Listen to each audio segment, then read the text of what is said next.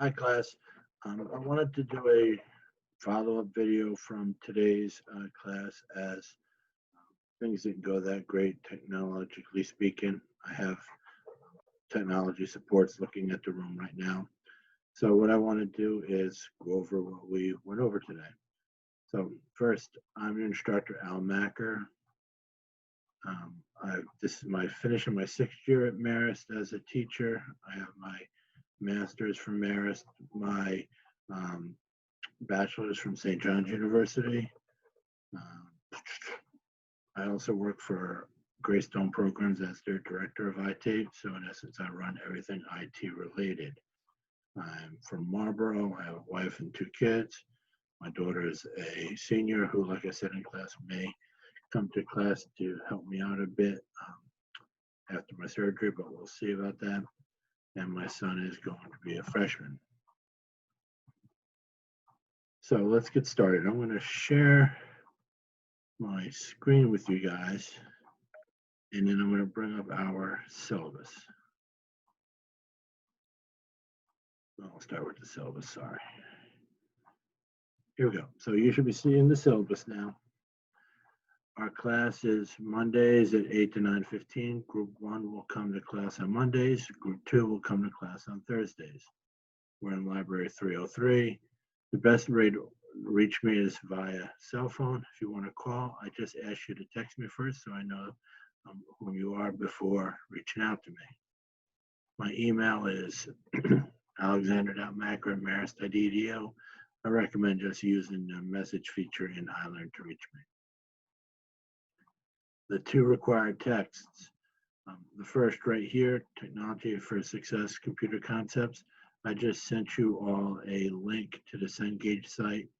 It looks like they're running a promotion to launch their Cengage Unlimited application, and I think access to the book may be free for you guys.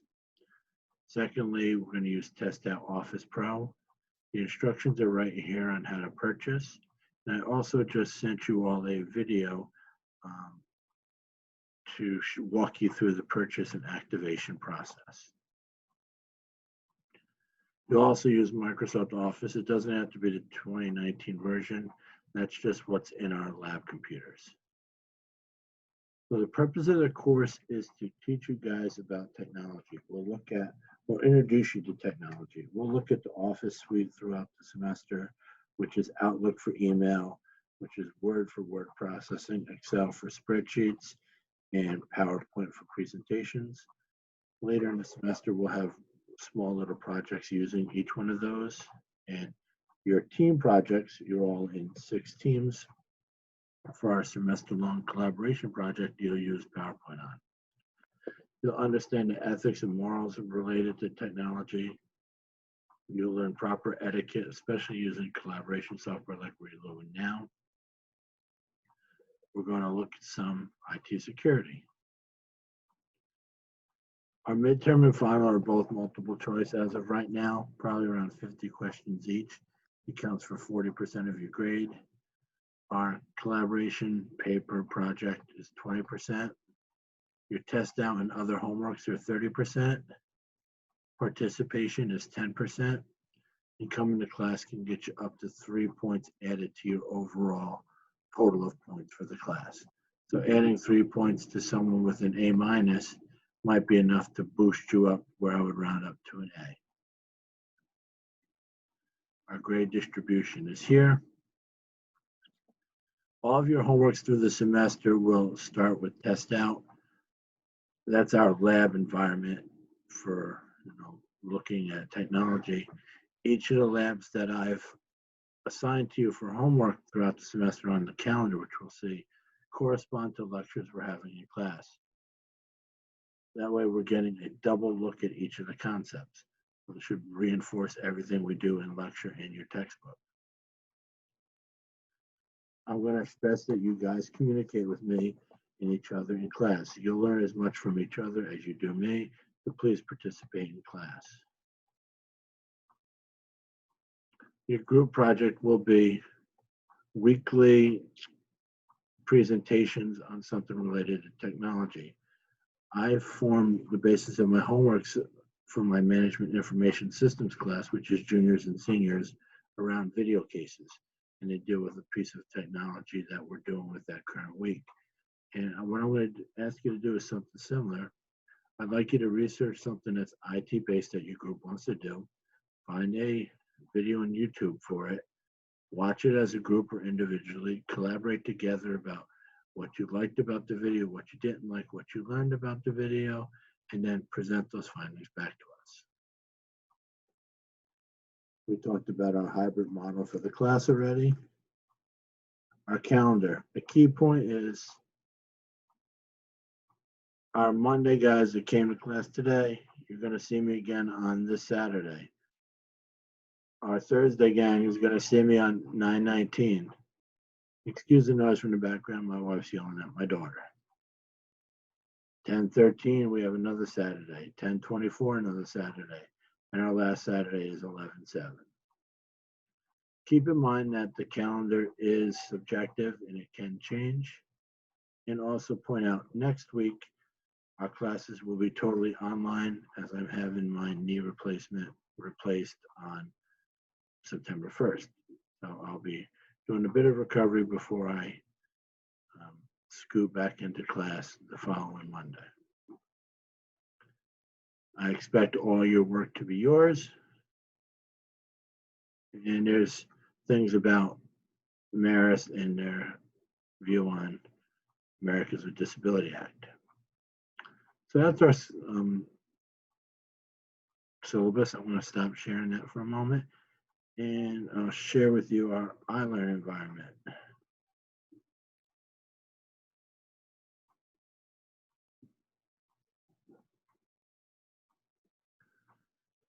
So this is our iLearn environment. You may have come to the click here to begin page. Here again, you'll find test data information, a little blurb from the syllabus, what our textbook is, how to contact me again, etc. Class updates will be here as well. Our assignments tab will house our homeworks. You can see our first one is to make a LinkedIn profile and share it with everyone in the class. Read module 1 of the text and complete lab sim 0.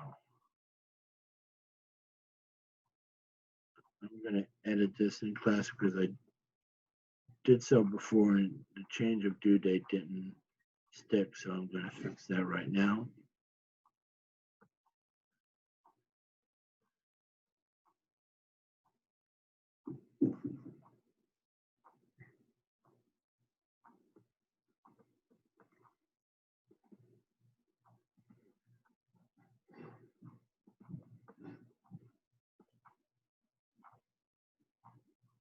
And notice the assignments due the Sunday before class. We have class 9/7, it's due the Sunday before. And most of the assignments will be like that going forward. Our forums, we will have forums posted. There's one currently, our introduction, so please take the time to finish those. These are graded. They count as part of your class participation. I'll do my introduction after I record this video. In resources currently are all our presentations.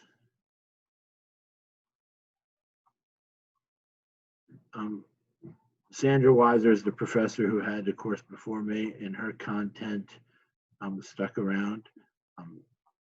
Each week I edit these presentations to my own. These are the stock presentations from our publisher. I edit those to be able to present to you. Our roster is here. Our tests and quizzes will be here. The WebEx button's here. Zoom is here.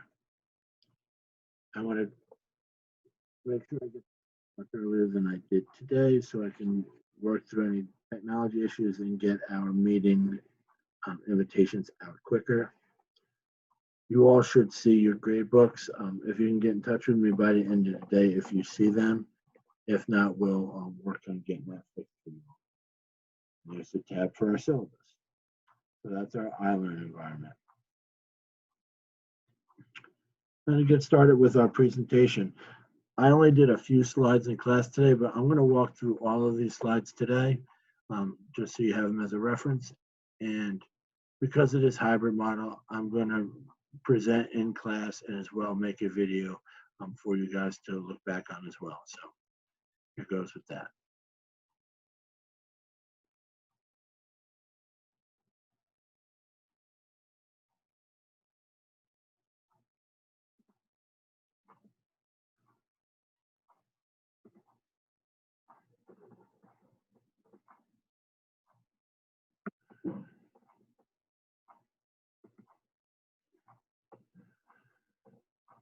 So our text is Technology for Success Computer Concepts. Our first module is Impact of Digital Technology. Our objectives are to explain the evolution of our reliance on technology, how to see the development of the uses of technology and how they help us be more productive in the role of technology in the professional world. We're going to look at a brief history of computers, explain what Internet of Things means, and just introduce artificial intelligence and virtual reality. So, computers came about in the early 50s. They started as vacuum tubes.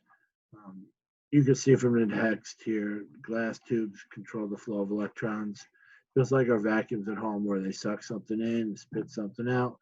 These computer-based vacuums do so as well. We replaced vacuums with transistors, much like old school transistor radios. These rooms were both first, second, and 60s generation computers, all mostly took up full rooms, very massive devices, not like the laptops we have today. The early 70s, we really shrunk technology into silicon form with microprocessors. I have Think Intel here because that's the basis of what Intel does. They make processors, which are the brains of our computers.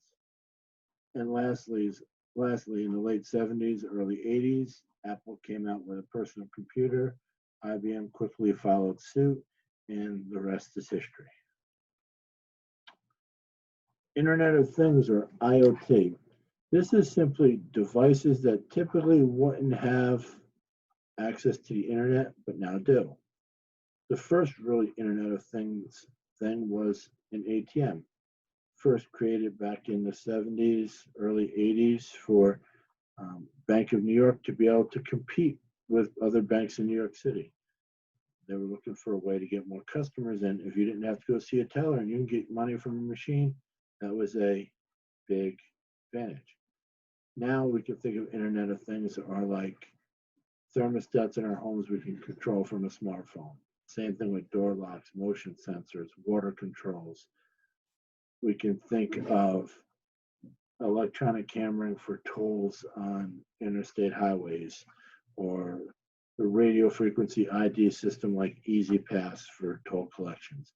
Those are things that typically aren't on the internet, but now are. And we can think of thousands of things to come.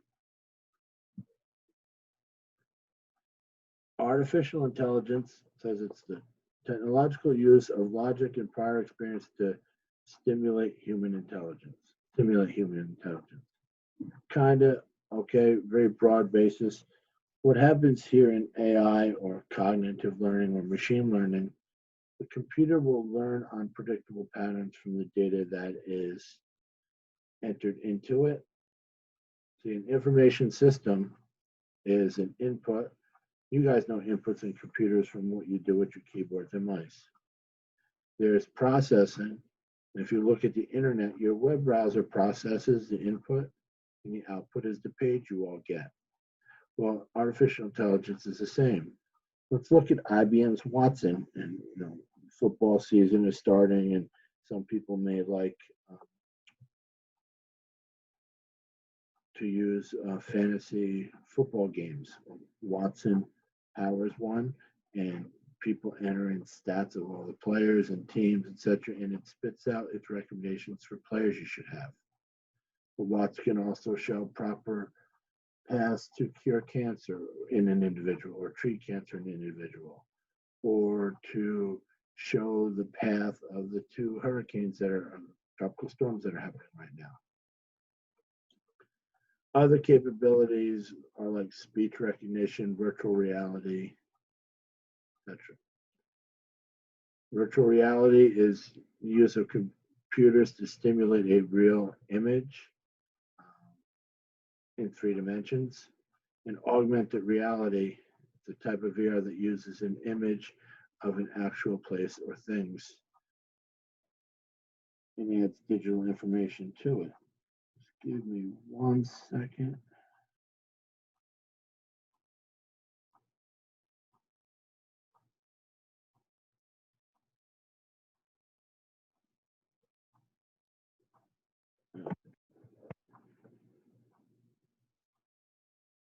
So a question we're going to have in class on Thursday. The term digital divide is used to describe the gap between those who have access to technology and those who don't. Discuss the impact of not having access to technology and how it can affect your daily life in the classroom and business, particularly during COVID.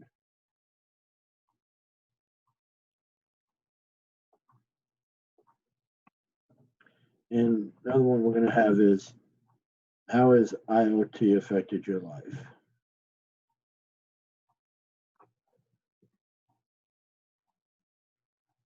Now we're going to get in how we all use technology. We use artificial intelligence for virtual assistants like Siri, in video games, in navigation apps like Google Maps, in security systems like my Amazon Blink here at my home, in natural language processing, digital assistants, even the readers that come with the e-textbook that we're all hoping to rent or buy. Robotics, we all know the use of robotics, and we see them in Stop and Shop in Hyde Park. If you get up there this semester, you have a robot that can tell staff when to clean up. Next week in my surgery, a robot is helping my surgeon take a knee out and put one back in. Amazing things. And lastly, enterprise computing. That's where an organization uses one computer system in its whole organization to share data and make decisions. There's laws to protect people with disabilities, and it's pretty much where I got this statement from, not from in the syllabus for ADA. But some technologies that can help disabled people are screen readers, alternate ways to capture text like Braille machines for those that are blind, caption and speech recognition systems, visual controls for those with paralysis, all the like. Green computing are ways we cut our carbon footprint while using technology. Telecommunication is huge during COVID. Has really cut how much we spend to manage technology.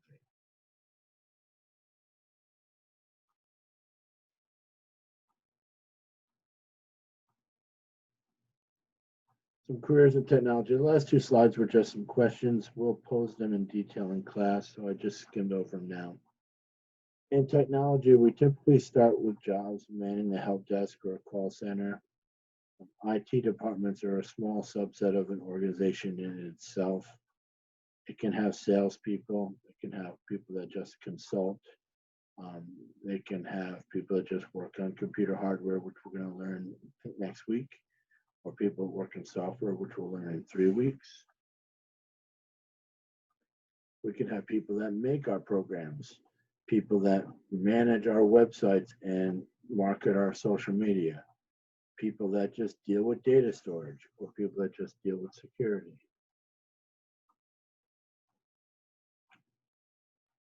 How we use technology in our workplace. Well, at Greystone, I've enabled our entire organization to telecommute. So we all have laptops. Most of us have smartphones. We have what's called VPN, or virtual private networking, which will securely connect us from our homes to our office to let us be able to work like we were in the office. We have a web-based phone system called RingCentral that takes our desk phones and puts them on our computer or our smartphone. And lastly, we use tools like Zoom, which I'm using now, but we use it through a provider called RingCentral that integrates our telephone, our messaging, and our video presence. How we use technology in schools. We have Google in their platform using Google Meet and Google Docs and Google Classroom. We have Apple and iPads and all the endeavors they've done through K-12. We use smart boards and the like to be able to take written notations from a teacher and put them in a digital form so students can study easier and spend less time writing on their own. Technology and transportation. Package tracking. In my MIS class, we do a video on UPS and their Diet 6 system. I have a good friend who is a UPS driver, and this system is handheld. It tells him how his truck was loaded, and it routes out his day. So if the first package is supposed to be in Poughkeepsie at 8, he's in Poughkeepsie at 8, and he does the delivery, and it says you should be in Fishkill by 9 o'clock. And their areas aren't that big, but you get the idea. It plans the day. GPS is another technology. Waze and Google Maps help us avoid traffic or hazardous conditions. And we have self-driving cars. My pickup truck is currently having an issue with its computer, and I've had a loaner car from my dealer for a few days now. The car has cameras all over. It's a 2020 car, and it uses the details from the camera to be able to send me alerts if there's things in a blind spot. The car doesn't drive itself, but it's getting pretty close to automated. Technology in healthcare has come a long way, especially during COVID with all the remote doctor visits called telemedicine. But we also use computers to monitor everything about our patients. In Greystone, we use an electronic health record system called TheraP to maintain records on all our patients. We have an eMed system. We have another system that tracks their medication, and all report back to this EHR device. 3D printers also help. We talked about surgeons and use of robotics, but all digital imaging has gone so far in the last 20 years. Technology in manufacturing starts at manufacturing sites using computer-aided design, computer-aided manufacturing, and more importantly, supply chain management, which leads us from raw materials to finished goods. And how do you all get to use higher education? Well, iLearn is what's called a learning management system. So here you'll see, like I showed you earlier, all our resources to the class, ways for you to communicate to the class, ways you can communicate with me. And I'm hopeful you all get the ebook for our class because there's really no need to purchase it. So our last slide really is our homework. Create the LinkedIn profile, share the link with the class, complete LabSim, read module 1 of the text. Quiz that says it's due 9/3. I'm going to give you a little more time. That's it. I hope this helps cure some of the issues we had earlier today, and I look forward to the rest of the semester. Take care, everyone.